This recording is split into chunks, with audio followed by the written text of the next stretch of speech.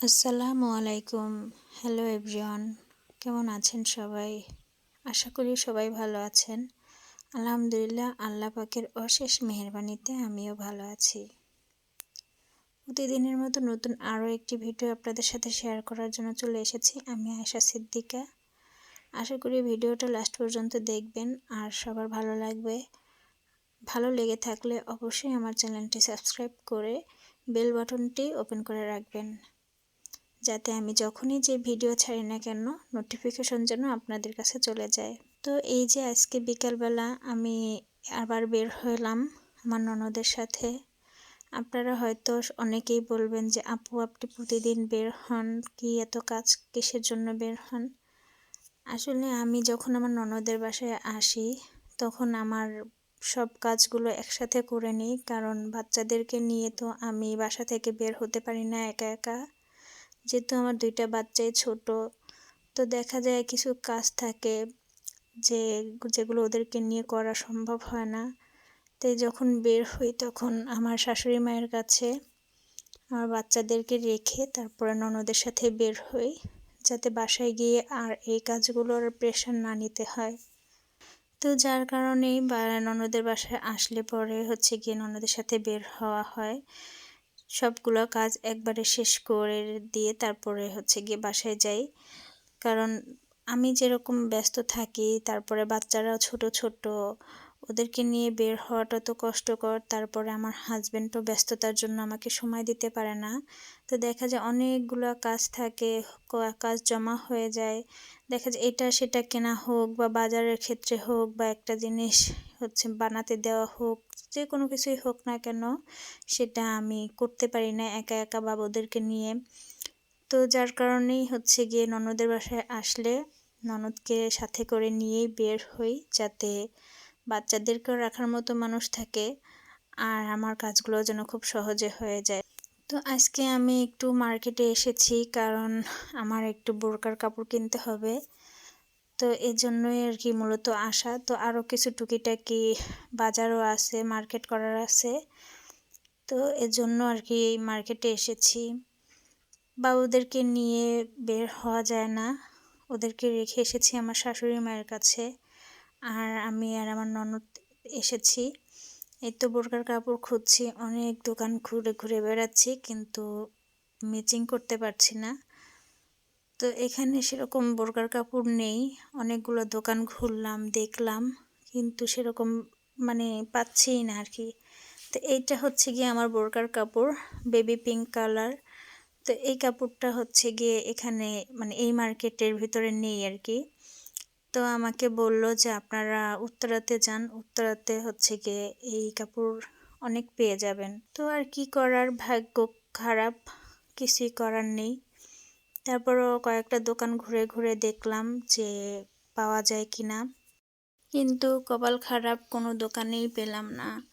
তারপর আমার ননদ হিজাব দেখছিল, কিছু কিছু দোকানে হিজাব খুঁজে বেড়াচ্ছিল, তার একটা বড় হিজাবের দরকার।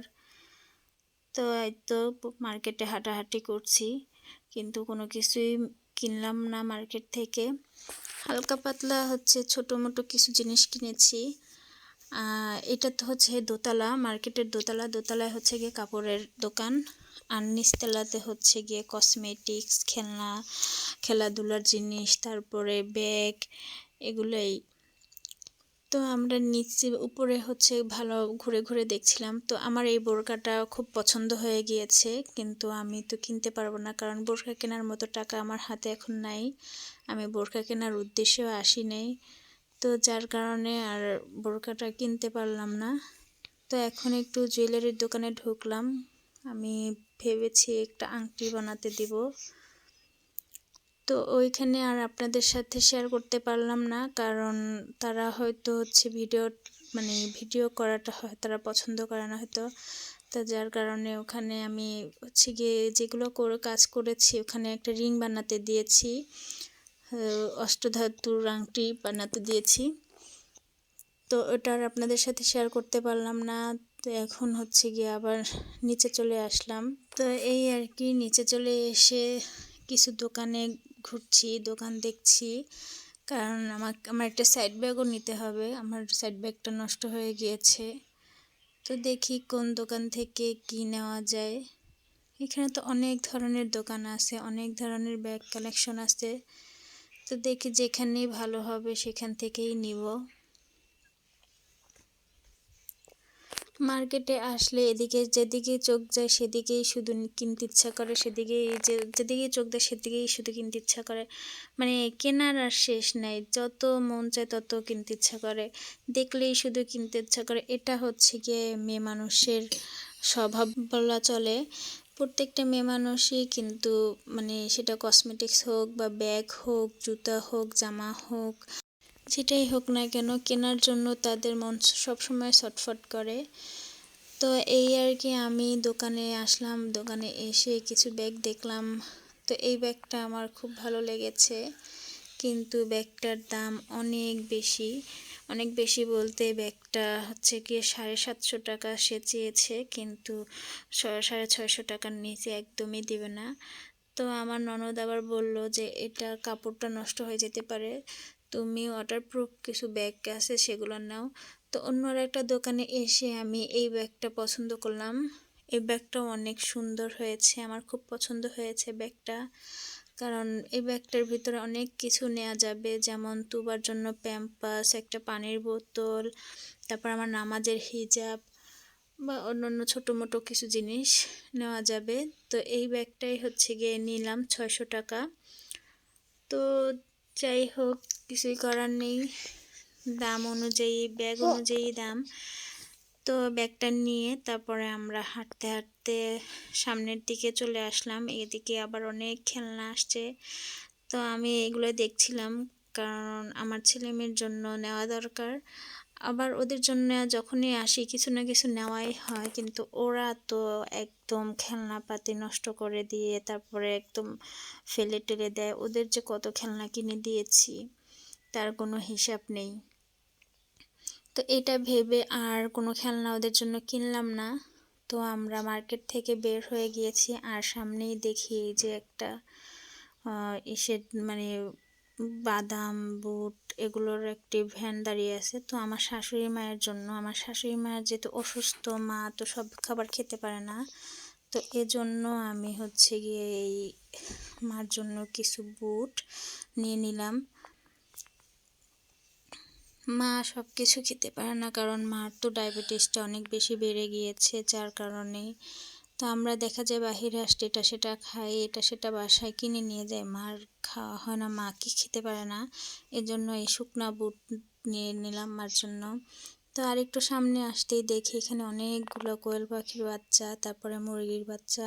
তো আমার খুব ইচ্ছা আমি আমাদের বাসার ছাদে এগুলো হচ্ছে গিয়ে পালবো, কিন্তু আমি কিনতে পারছি না, কারণ আমাদের যে খাঁচাটা হচ্ছে গিয়ে মানে ঠিক করতে হবে কিছুটা। তো এর জন্য আর কি। আর তাছাড়া এখানে 50 টাকা করে হচ্ছে গিয়ে পিস চাচ্ছিল, মানে এক জোড়া 100 টাকা। তো আমি নিতে চেয়েছিলাম, কিন্তু মুরগির বাচ্চাগুলো, কোয়েল পাখির বাচ্চাগুলো খুবই ছোট, মুরগির বাচ্চা নিব না, কারণ এগুলো দেশি মুরগি না, এটা হচ্ছে গিয়ে কক মুরগি, যার কারণে আমি এটা নিলাম না। তো এই যে কোয়েল পাখির বাচ্চাগুলো ছোট হওয়ার কারণে আমি আর এগুলো নিলাম না, কারণ এগুলো পালতে অনেকটা সময় লাগবে, যার কারণে আর নিলাম না। তো সামনে এসেই দেখি ফুচকার দোকান, এই যে দেখেন কত বোম্বাই মরিচ দিয়ে সাজিয়ে রেখেছে ফুচকাগুলা। তো আমার ননদ আর আমি যখনই এদিকে আসি না কেন এই দোকান থেকেই আমরা ফুচকা খাই। এই দোকানের ফুচকাটা অনেক মজা হয়, কারণ তারা হচ্ছে বোম্বাই মরিচ দেয়, আর আমি তো বোম্বাই মরিচের পাগল বলা চলে। তো মামাকে বললাম আমাদের জন্য 1 প্লেট ঝাল ঝাল করে ফুচকা দেন, কারণ আমি তো খুব ঝাল পছন্দ করি, আর আমার ননদ সেরকম একটা খায় না, তবে আমার সাথে থেকে থেকে সেও এখন বোম্বাই মরিচ খাওয়া শুরু করেছে। তো মামা দিল কত ইয়ামি, মানে দেখেই জিভে জল চলে আসে, এরকমভাবে বানিয়ে দিয়েছে, কিন্তু খাওয়ার পরে তো মনে হয় যে কান দিয়ে নাক দিয়ে ধোঁয়া বের হচ্ছে, এরকম ঝাল হয়েছে আর কি। আমার কাছে বোম্বাই মরিচের ঝালের থেকে বোম্বাই মরিচের ঘ্রাণটা বেশি ভালো লাগে।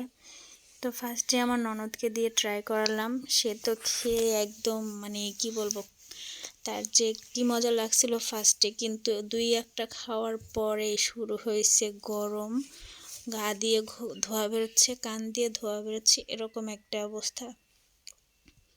তো লাস্টের দিকে গিয়ে তো আমি আর খেলামই না ঝালের জন্য। পরে হচ্ছে গিয়ে আমার ননদ মশলাগুলো বেছে বেছে নিয়ে ফেলে দিয়ে তারপরে শুধু ফুচকাটা সেই টক দিয়ে খেয়ে নিল।